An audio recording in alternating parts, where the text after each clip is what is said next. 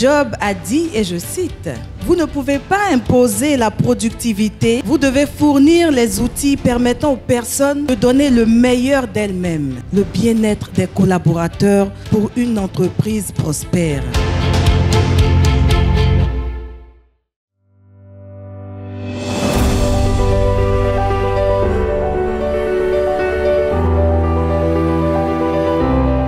Ou encore l'Organisation internationale du travail nous le dit, plus de 15% de travailleurs dans le monde souffrent de troubles liés au stress. Il est temps de remettre l'humain au centre de nos organisations et au centre de nos politiques publiques depuis le système éducatif.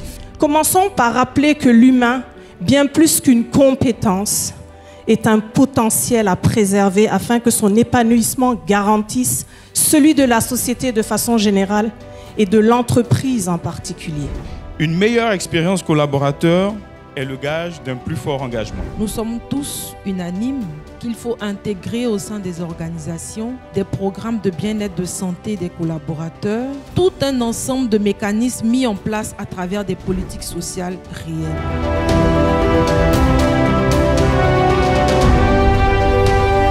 Très souvent, les gens ne se sentent pas valorisés, ils ne savent pas pourquoi ils sont là, ils ne voient pas de perspective de carrière, ils ne prennent pas l'entreprise comme une famille tout simplement.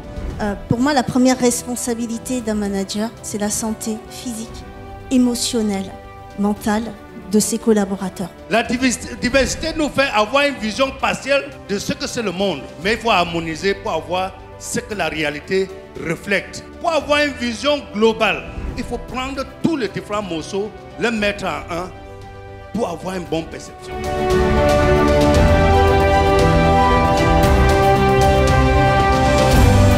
Juste pour dire qu'à l'échelle internationale, le burn-out est en train d'être considéré de plus en plus comme une maladie professionnelle.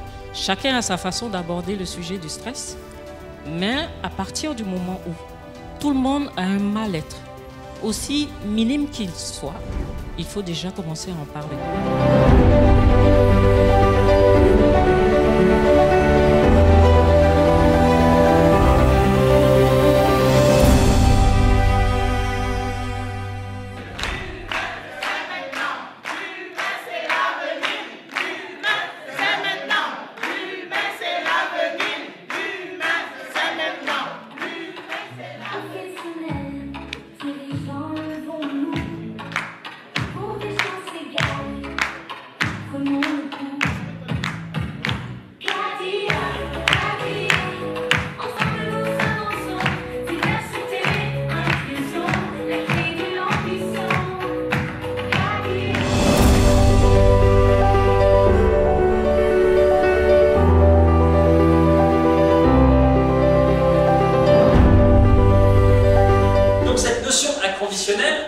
C'est pas avec les autres, c'est avec vous-même qu'il faut voir.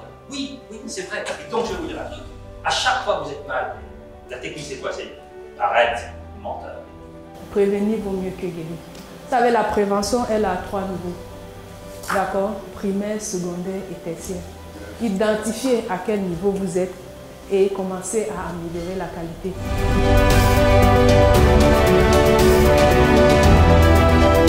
Et justement, vous venez de démontrer une fois de plus votre engagement pour l'humain. Et c'est la raison pour laquelle, vraiment, c'est avec la main sur le cœur que nous vous proposons d'accepter d'être officiellement les ambassadeurs de l'humain.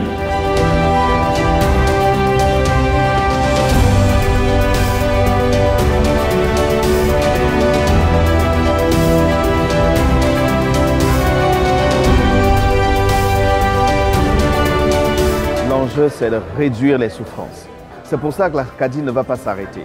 Aujourd'hui, cet après-midi, nous allons mettre en place le réseau africain du développement intégral de l'humain. C'est un réseau qui va avoir des ambassadeurs donc, autour de la question. Et tout au long de l'année, nous allons travailler à pousser les entreprises et les organisations à mettre en place les pratiques qui sont parties d'ici, de telle sorte qu'à l'Acadie de l'année prochaine, on soit en mesure de dire voilà le bilan que l'on fait et voici ce qui a été réalisé. Donc pour nous, c'est exceptionnel et d'une manière aussi, il va falloir être très précis dans les résultats que l'on atteint.